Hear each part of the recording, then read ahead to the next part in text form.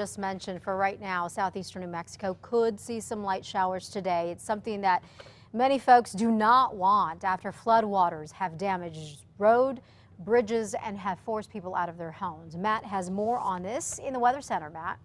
Good morning once again, Liz. This morning, people are allowed back to their homes, and as we mentioned a minute ago, school is back in session in Eddy County. But as you can tell by all of this, it's going to take a while from this area to recover from all the damage the flooding caused, and emergency crews are still on alert, particularly after having to rescue many drivers. I watched him. I saw him come up over there, and I thought, you got to be kidding me. He's in a big hole. That's what it is. He said the road started collapsing. It's dangerous right there. The driver tried to cross Callaway Drive, but obviously here was not successful. The Carlsbad Fire Department's Swift Water Rescue Team got that driver out okay. As you can imagine, Callaway Drive is closed indefinitely now because it is so badly damaged. The bridge is just a couple of years old, but the force of the water twisted its frame. The San Jose Boulevard Bridge here is also closed indefinitely after getting damaged too, and the cleanup cannot start until the water recedes. And emergency managers say that could be a while. Not into the next couple of days before all the water finishes running down that's already out there. Well, the rain and flooding have also had a big effect on Carlsbad Caverns, washing out the road to the immensely popular tourist attraction. The caverns are closed, no word on when they will reopen. Now, Eddy County emergency managers say they have seen flows dropping in the Pecos River, but their emergency operations center is still monitoring the weather and the flooding.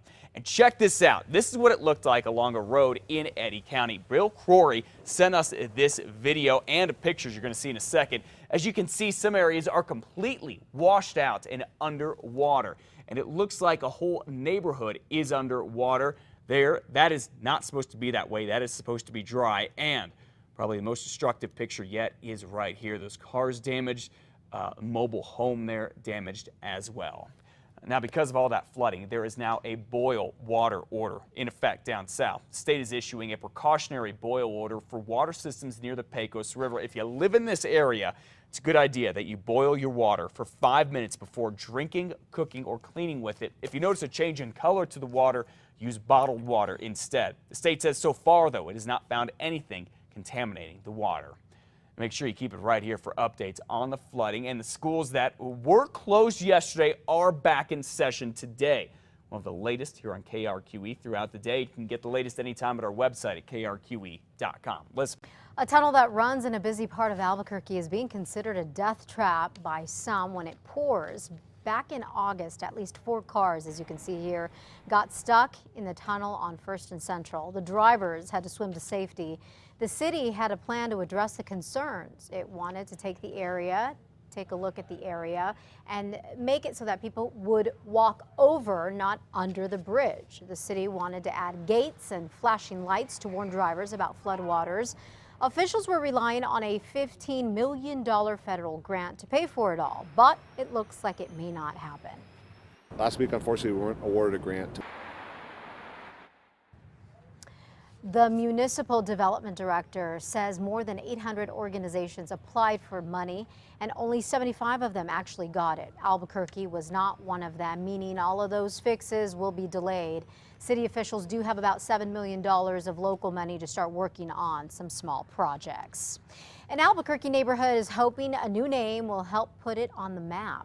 The stretch of San Pedro between I-40 and Lomas wants to be called the Mile High District, a reference to its position being a mile above sea level. This is San Pedro area. As part of the rebranding, the city plans on adding bike lanes and landscaping improvements to the neighborhood.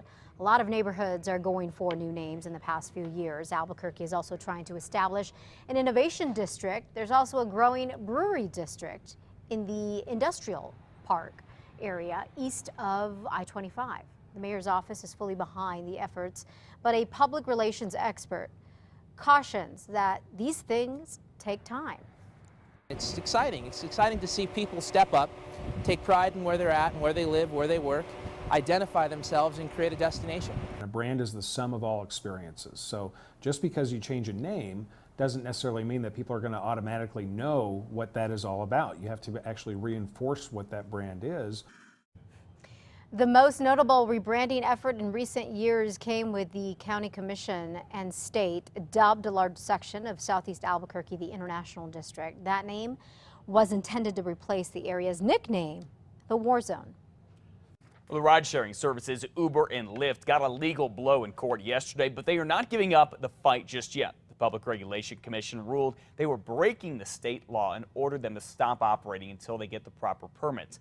The PRC argues Uber and Lyft and other ride services should follow the same rules as taxi and shuttle companies, but the two say they are simply ride-sharing services that match up people with smartphones.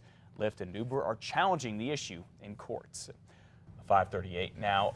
Let's face it, New Mexico has been known to rank pretty low on a lot of lists. And this latest study isn't much different. According to new research conducted by the Girl Scouts of America, New Mexico ranks among the lowest in the states for girls' well-being. The group took a look at things like health, safety, and educational achievements. The report further notes that Black and Latino girls face significant challenges in making successful transitions into adulthood, focusing on higher obesity rates and lower proficiency rates in schools. I don't think that's true at all. I think there's temptations in every state, in every country. You just have to keep an eye on them. I'm not surprised, honestly. I know that New Mexico is one of the worst states for pretty much anything. All right, according to the research, states in the northeast part of the U.S., the mid-Atlantic, and Midwest are fared better.